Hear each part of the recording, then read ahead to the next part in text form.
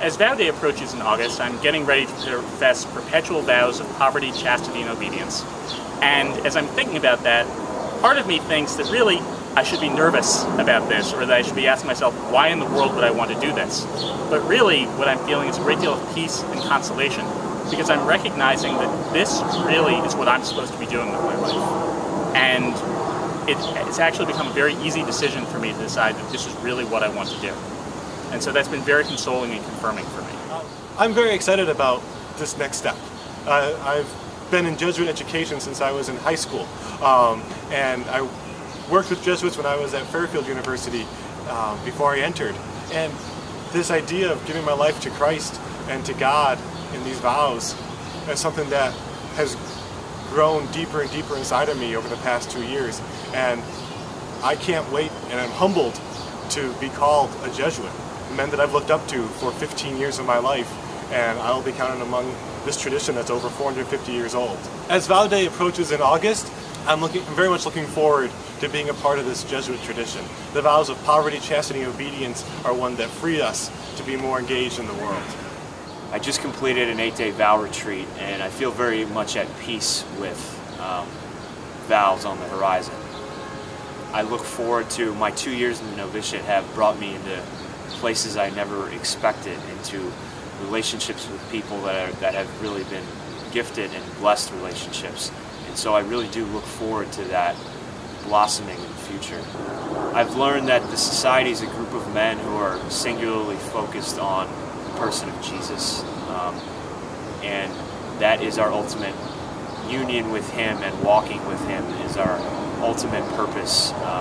It's why we're here, and it's what gets us out of bed in the morning, and it's what drives our work.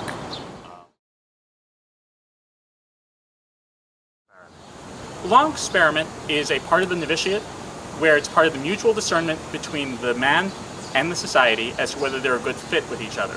So after a year and a half of all the members of my class working together, praying together, living together every day, each of us was sent off individually to a different Jesuit apostolate to work for a semester. And it's a chance for us to work full-time and see whether we fit in working as a Jesuit in one of our apostolates, and whether that feels like the right kind of work for us. I worked in campus ministry at Georgetown University, did a lot of retreat work with the students, was generally available to them with a ministry of presence and meeting with them one-on-one. And also I lived as a Jesuit in residence in a freshman dorm. I really learned how important my prayer life is to me in supporting me in my work, because this was really my first time being out there working full-time for an extended period of time, as opposed to the novitiate where the time for daily prayer was really built into our schedule. During my long experiment, I worked at the University of Scranton in campus ministry.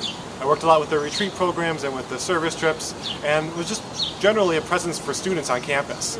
For me, one of the best things that I learned was that that true Ignatian spirit of being contemplatives in action.